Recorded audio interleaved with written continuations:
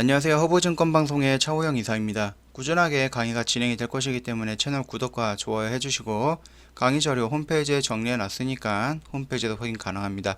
오늘 기초 강의 58강 진행을 할 거고요.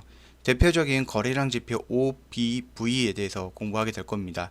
OBV 다이버전스 또는 이거에 대한 한계 부분도 간단하게 확인하고 넘어가도록 하겠습니다.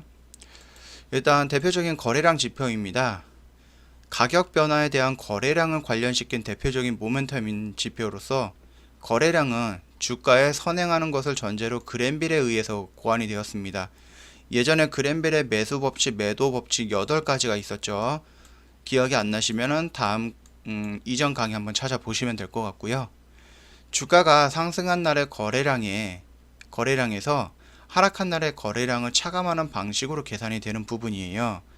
예를 들어 주가가 상승한 날의 거래량이 많고 하락한 날의 거래량이 적으면은 OBV상 지표는 상승하는 원리예요. 특히 시장이 매집 상태인지 아니면은 분산 상태인지를 파악하는 데 유용하게 나름 활용할 수 있는 부분이니까 참고 부탁드리겠고요. 주가가 상승 추세에서 거래량이 증가하면서 고점이 이전보다 높아진다 그러면 매수 시점으로 신뢰도가 조금 높은 부분이에요. 즉 이 말은 이 고점이 더 높아져 있는 부분이잖아요.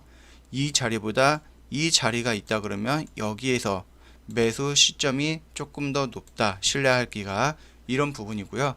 하락 추세에서는 거래량이 줄면서 OBV 저점이 완만하게 낮아지는 것이 특징이에요. 그 완만하게 떨어지기 때문에 매도 타이밍을 잡기에는 한 박자 느린 부분이 있기 때문에 이 부분에서는 요런 데에서 뭐 데드크로스라든지 이런 부분이 일어난다고 해서 매도를 하는 게 아니고요. 주가가 이렇게 떨어지는데, 다시 한번, 주가가 이만큼 떨어지는데 이 OBV 지표는 이 정도로 완만하게 떨어지는 부분입니다. 그렇기 때문에 이거를 보면서 매도를 타이밍을 잡기에는 조금 한 박자 느리다라는 말씀입니다. 일반적으로 주가 횡보 상태에서 상승은 누군가가 주식을 저점에서 매수하고 있다는 뜻을 볼 수가 있습니다. 즉 이걸로 매집 여부를 판단할 수가 있다라는 의미인데, 물론 이것만 가지고 100% 다 확인할 수 있는 것은 아닙니다. 겨우 1% 정도의 확률을 높이는 그 정도로 판단을 하시면 될 것 같습니다. 일단 요거를 어떻게 설정을 하느냐 보면은, 뭐 차트 위에서 마우스를 오른쪽을 클릭해갖고요, 지표 추가라고 있습니다. 지표 추가를 누른 다음에 쭉 내려서 이거를 찾게 되면 됩니다. OBV가 있죠. 클릭을 하면은 이런 형태로 다시 나오게 됩니다. 이런 형태입니다. 요거는 설정하는 방법에 대해서는 간단하게 설명을 드렸고요. 일단은 다이버전스는 어저께 배울 때 말씀드렸듯이 지표가, 그러니까 주가죠. 주가가 올라갈 때 보조지표는 떨어지고 다시 주가가 떨어질 때 보조지표는 올라가는 현상, 즉 주가와 지표가 서로 반대되는 현상을 다이버전스라고 합니다. 주가 횡보나 하락 시 매집 세력의 의도를 파악하는데 하나의 참고 역할을 하는 뿐이지 이게 절대적인 것은 아니니까 참고하시고요. 실전에서는 신뢰도는 다른 보조지표보다 약간 높은 편이에요. 약간이에요. 절대적으로 신뢰할 수 있는 부분은 아니다라는 정도만 알고 계시면 될 것 같고요. 주가가 지속적으로 하락하는 과정에서 OBV가 횡보를 하거나 상승하는 다이버전스 현상이 일어나는 경우가 있어요. 이런 것들이죠. 이 경우 매수세가 지속적으로 버티고 있다는 것을 의미하며 이는 곧 추세 상승 전환이 나올 수 있음을 예상하는 하나의 근거가 될 수가 있다라는 겁니다. 이거는 예전에 패턴에서 배웠을 때 삼각 수렴형이죠. 또는 이렇게 움직이는 걸 뭐라고 하죠? 기억이 안 나시면 이전 강의 한번 돌려보시고요. 주가가 이런 형태로 움직이면서 주가의 고점은 낮아지고 있는데 꾸준하게 상승을 하고 있습니다. 그 상태에서 여기를 돌파했을 때 추세가 강력하게 상승 반전을 하는 부분을 볼 수가 있습니다. 이런 거를 다이버전스라고 하는 겁니다. 다만 요거는 말씀드렸듯이 참고할 수 있는 일부의 보조지표 중에 한 개입니다. 그렇기 때문에 여기에는 요 하나만 가지고 뭔가를 확인할 수 있는 한계가 있습니다.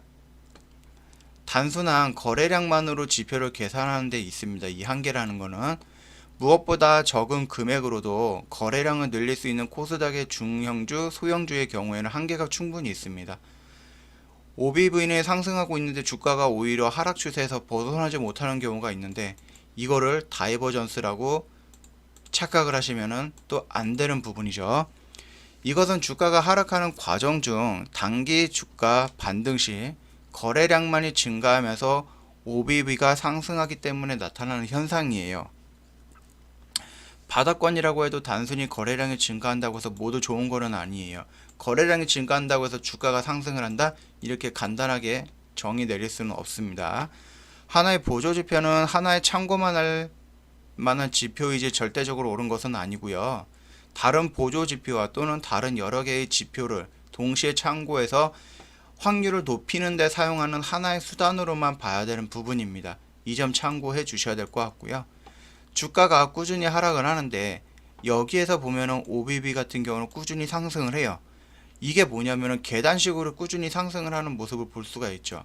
근데 이 계단식을 볼 때 가끔 가다가 삐죽삐죽 튀어나오는 이런 반등의 자리가 있어요. 이 부분 때문에 거래량이 조금씩 늘어나는 겁니다.